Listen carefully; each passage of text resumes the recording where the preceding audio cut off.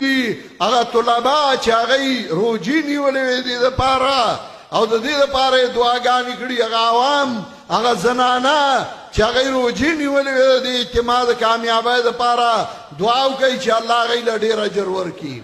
حضرت شیخ القرآن زما ترونه زما ترور زما ماسیګانې زما نیانیکونه زما اوخي او زما خپلوان چې سوره وفات شوي دي الله د هغوی قبرونه منور کړي.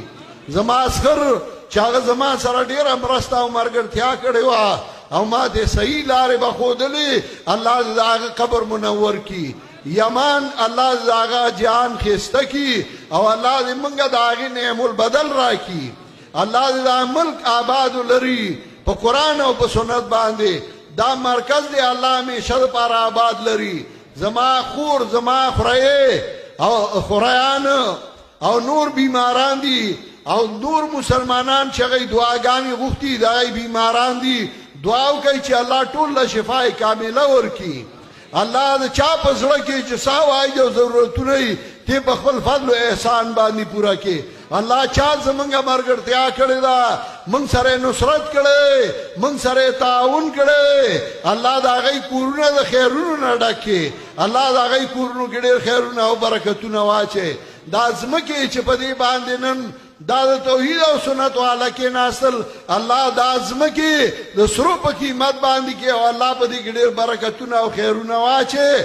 الله د پنځپیر خلک چې هغوی د دې مېلمنو قدر او احترام کوي الله دا کلی همیشه دپاره آباد لري. الله خواوشا کلي چې هغوی زمونږ مرسته او ملګرتیا کوي هغوی د اجر ورکړي. زمونږ ډي سي چې هغه سکولونو له چوټیانې ورکړې وي کالج له چوټي ورکړې وه د دې وجې نه چې اعتماد الله دې هغه له نور هم ترقي ورکړي. چا چې زمونږ مرسته او ملګرتیا کړې ده الله دې ټول له خیر او برکتونه ورکړي.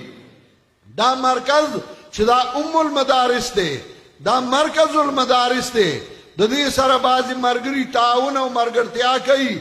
الله دې د هغوی کورونه د خیرونو او د برکتونو ډک کړي او الله زموږ نه تر مرګه د قرآن او د سنت خدمت والي. الله دې زموږ د ټولو ګناهونه معاف کړي. الله دې زموږ د ټولو حاجتونه تر سره کړي. د چا اولاد نه الله دې نیکان صالحان اولاد ورله ورکړي. د چا اولاد دي الله دې د مور او پلار د سترګو یخونکي وګرځوي.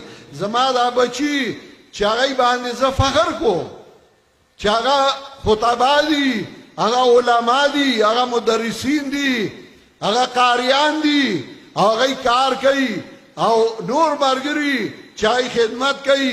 الله دې د دوی کورونه د خیرونو او د برکتونو ډک کړي او الله دې موږ دغسې په دې دیني اجتماعګانو باندې اوځای کړي او الله دې زموږ نه تر مرګه پورې د قرآن او د سنت خدمت والي او څومره ملګري میلمانه چې دې ځای ته راغلي وي الله دې په خیر او په خوشحالو باندې خپلو کورونو ته ورسوي او الله دې دنیا او آخرت ښایسته کړي. وصلی الله تعالی علی خیر خلقه محمد و